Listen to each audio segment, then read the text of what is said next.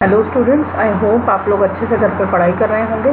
Previous class में हमने chloroplast के बारे में पढ़ा था। तो क्लोरोप्लास्ट क्या होता है? एक ऐसा ऑर्गेनेल है जो सिर्फ प्लांट सेल्स में प्रेजेंट रहता है, जिसके अंदर अलग अलग टाइप के पिगमेंट्स प्रेजेंट होते हैं। वन ऑफ द पिगमेंट हमने पढ़ा था क्लोरोफिल, जो कि प्लांट्स की लीव्स में प्रेजेंट होता है, फोटोसिंथेसिस में हेल्प करता है। ये हमने क्लोरोप्लास्ट के बारे में पढ़ा। अब क्लोरोप्लास्ट का स्ट्रक्चर कैसा होता है, आज हम मेनली उसके स्ट्रक्चर पे बात करेंगे। क्लोरोप्लास्ट के या प्लास्टिड के स्ट्रक्चर की स्टडी करेंगे। तो ये है क्लोरोप्लास्ट का स्ट्रक्चर। डबल मेम्ब्रेनस स्ट्रक्चर है, तो ये आपको दिख रही है आउटर मेम्ब्रेन और इनर मेम्ब्रेन। इसके अंदर जो फ्लूइड फिल्ड रहता है, जो लिक्विड होता है सेमी लिक्विड टाइप का, उसे कहा जाता है स्ट्रोमा। ये जो लाइट पिंक कलर्ड आपको दिख रहा है वो है स्ट्रोमा। जैसा कि हमने पढ़ा है, माइटोकॉन्ड्रिया और क्लोरोप्लास्ट दो मेन ऐसे ऑर्गेनेल हैं जिनके खुद के राइबोसोम्स और खुद का डीएनए होता है। तो ये थ्रेड लाइक स्ट्रक्चर जो आपको दिख रहा है वो है डीएनए। और उसके अलावा हमने पढ़ा कि इनमें खुद के राइबोसोम्स होते हैं, तो ये राइबोसोम्स जो प्रोटीन का सिंथेसिस करेंगे। उसके अलावा ये आपको जो स्ट्रक्चर दिख रही है ना, जैसे कि हमने कॉइन लेके कॉइन को एक के ऊपर एक रख दिया है, इसे कहा जाता है ग्रेना। क्या कहा जाता है? ग्रेना। इसमें ये आपको दिख रहा है, ये ग्रेना जो है ये एक के ऊपर एक जो है ऐसे अरेंज रहते हैं। इनकी जो मेम्ब्रेन जो इन्हें एक दूसरे से अलग करती है उसे कहा जाता है थाइलेकोइड मेम्ब्रेन। और इसके अंदर जो होती है होलो कैविटी, उसे कहते हैं ल्यूमन। फिर ये एक जो ग्रेना है, सिंगल को हम कहेंगे ग्रेनम, और पूरा जो ये डिस्क लाइक जो बन रहा है इसे कहेंगे ग्रेनम। ठीक है, ग्रेना और ग्रेनम में डिफरेंस। ये जो एक ग्रेनम है या एक ग्रेना है, एक से दूसरे से अटैच रहता है, किसके थ्रू? लेमिला के थ्रू। ये जो पूरा एक डिस्क लाइक शेप है, ये एक से दूसरे डिस्क लाइक शेप से अटैच रहता है, किसके थ्रू? लेमिला के थ्रू। अब इसमें ये एक्सटर्नल मेम्ब्रेन और ये इंटरनल मेम्ब्रेन आपको दिख रही है। दोनों मेम्ब्रेन के बीच में जो है वो इंटर मेम्ब्रेन स्पेस है। ये पूरा मैंने आपको बता दिया। देखते हैं अब हम आगे। क्लोरोप्लास्ट में भी spherical, ovoid, discoid in higher plants and satellite, cup shaped, spiral and some algae. अलग अलग शेप के होते हैं, एल्गी में अलग शेप के होते हैं, हायर प्लांट्स में अलग शेप के होते हैं। They are usually 4 to 6 micrometre in diameter and 20 to 40 in number in each cell of higher plant. एक सेल के अंदर 20 से 40 जो है या 20 to 40 क्लोरोप्लास्ट प्रेजेंट रहते हैं, evenly distributed through out the cytoplasm. पूरे साइटोप्लाज्म में इधर उधर बिखरे हुए रहते हैं। The chloroplast is bounded by 2 lipoprotein membranes, an outer and an inner membrane with an intermembrane space between them। अभी हमने देखा आउटर एक मेम्ब्रेन थी, इनर एक मेम्ब्रेन थी, और दोनों के बीच में इंटरमेम्ब्रेन स्पेस था। और बना हुआ किससे होता है? Lipoprotein. Lipoprotein that means lipid और प्रोटीन के रेशियो से। The inner membrane encloses a matrix, the stroma, which contain small cylindrical structure called grana। जो है इनर मेम्ब्रेन के अंदर की साइड पे मैट्रिक्स प्रेजेंट रहता है, जिसे स्ट्रोमा कहते हैं, या जो लिक्विड सब्सटेंस होता है उसे स्ट्रोमा कहते हैं, जिसके अंदर स्मॉल सिलिंड्रिकल स्ट्रक्चर्स प्रेजेंट रहती है, जिन्हें क्या कहा जाता है? Grana. Most chloroplast contain 10 to 100 grana. ठीक है, पूरे जो जैसे डिस्क लाइक जो है एक के ऊपर एक अरेंज होकर पूरा जो स्ट्रक्चर बना है उसे हम कह रहे हैं ग्रेना।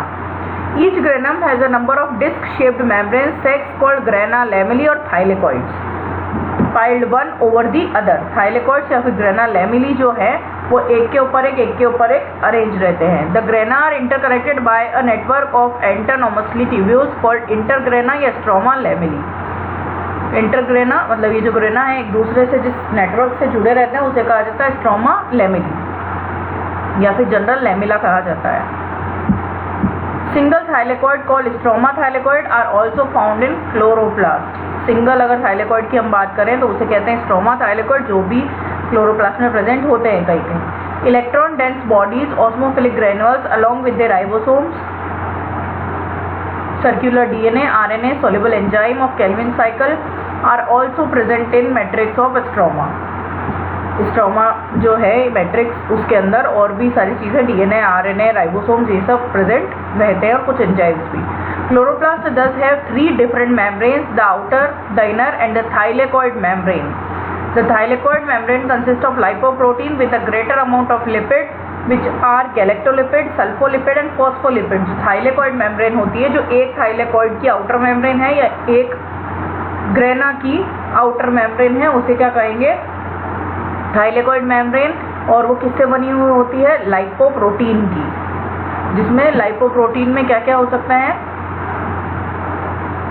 गैलेक्टोलिपिड्स, लिपिड्स का लाइपोप्रोटीन मतलब लिपिड और प्रोटीन दोनों, तो लिपिड्स उसमें अलग अलग टाइप के हो सकते हैं। गैलेक्टोलिपिड हो सकते हैं, सल्फोलिपिड हो सकते हैं और फॉस्फोलिपिड्स हो सकते हैं। गैलेक्टोलिपिड मतलब गैलेक्टोज अगर अटैच है लिपिड के साथ तो वो गैलेक्टोलिपिड, सल्फर अगर अटैच है तो सल्फोलिपिड, और फॉस्फेट अगर अटैच है तो फॉस्फोलिपिड। तो इनके भी बने हो सकते हैं। The inner surface of thylakoid membrane is granular in the organisation due to small spheroidal quantasomes. इनकी जो थाइलेकॉइड मेम्ब्रेन होती है उसका जो इनर पार्ट है वो ग्रेन्युलर होता है, क्योंकि वहाँ पे कुछ स्फेरिकल क्वांटोसोम्स प्रेजेंट रहते हैं। The quantasomes are photosynthetic unit and consist of two structurally distinct photosystems, PS1 and PS2। ये अपन जब फोटोसिंथेसिस के लिए का चैप्टर पढ़ेंगे आगे, तो उसमें आपको समझ में आएगी फोटोसिस्टम फर्स्ट और सेकंड क्या होता है और किस तरह से फोटोसिंथेसिस में हेल्प करता है। Containing about 250 chlorophyll molecule, each photosystem has antenna, chlorophyll complexes and one reaction center in which energy conversion takes place. In higher plants and the pigments present are chlorophyll A, chlorophyll B, carotene और xanthophyll। जो higher plants है उसमें जो है वो pigments कौन कौन से प्रेजेंट रहते हैं? क्लोरोफिल A, B, कैरोटीन और xanthophyll, अलग अलग टाइप के पिगमेंट्स प्रेजेंट रहते हैं।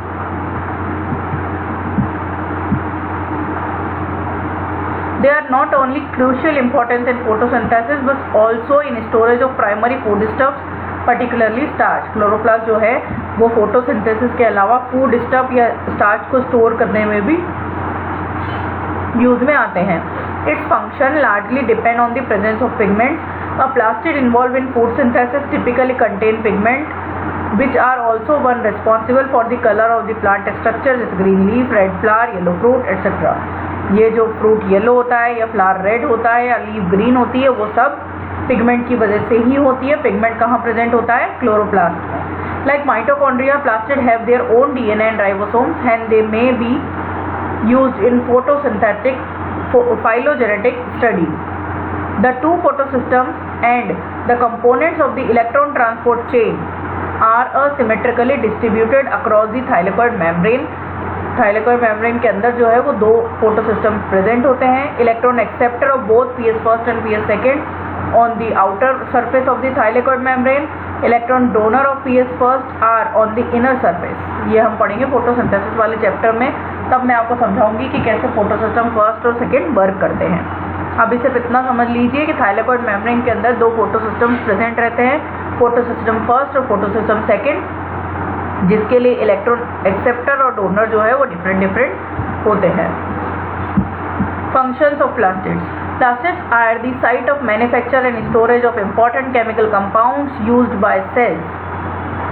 प्लास्टिड्स जो है वो कुछ केमिकल कंपाउंड के मैन्युफैक्चर में और स्टोर में हेल्प करते हैं by the cells of autotrophic eukaryotes. The thylakoid membrane contains all the enzymatic components required for photosynthesis. Thylakoid membrane में सारे तरह के एंजाइम का सिंथेसिस हो जाता है जो कि फोटोसिंथेसिस के लिए नेसेसरी है, क्योंकि अपन ने पढ़ा कि राइबोसोम्स प्रेजेंट होते हैं जो कि प्रोटीन बनाते हैं और सारे एंजाइम जो है वो प्रोटीन के ही बने हुए होते हैं। Interaction between chlorophyll, electron carrier, coupling factor and other components takes place within the thylakoid membrane. Thus, the thylakoid membrane is a specialized structure that plays a key role in the capture of light and electron transport. Electron transport system हम एक पढ़ते हैं जो कि respiration chapter में हम पढ़ेंगे। तो इलेक्ट्रॉन ट्रांसपोर्ट सिस्टम में ये जो क्लोरोप्लास्ट है वो बहुत हेल्प करते हैं और ये थाइलेकॉइड मेम्ब्रेन के अंदर ही होता है। The chloroplast are the centre of synthesis and metabolism of carbohydrate. तो प्लांट्स के अंदर क्लोरोप्लास्ट में ही कार्बोहाइड्रेट का सिंथेसिस और मेटाबॉलिज्म दोनों होता है। तो ये हमने पढ़े प्लास्टिड्स के स्ट्रक्चर के बारे में, प्लास्टिड्स क्या होते हैं, कितने टाइप्स के होते हैं और उसके फंक्शंस के बारे में। नेक्स्ट हम पढ़ रहे हैं एक और ऑर्गेनेल, सेंट्रियोल और सेंट्रोसोम। एक सेंट्रोसोम दो सेंट्रियोल से मिलकर के बना होता है। सेंट्रियोल होता क्या है, एक सेंटर में प्रेजेंट माइक्रो ऑर्गेनिज्म नहीं, ऑर्गेनेल है, माइक्रो ऑर्गेनेल है, छोटा सा ऑर्गेनेल जो कि इलेक्ट्रॉन माइक्रोस्कोप से ही दिखाई देता है, जो बेसिकली हेल्प करता है सेल डिवीजन के टाइम पे। और इसके अलावा सीलिया और फ्लैजिला का जो फॉर्मेशन होता है वो भी इसी सेंट्रियोल के थ्रू होता है। Typically found in eukaryotic cells, centriole are cylindrical tube like structured organelles composed of microtubules. In the cell, centriole aid the cell division by facilitating and separation of chromosome. ये क्या करते हैं, क्रोमोसोम के separation में help करते हैं।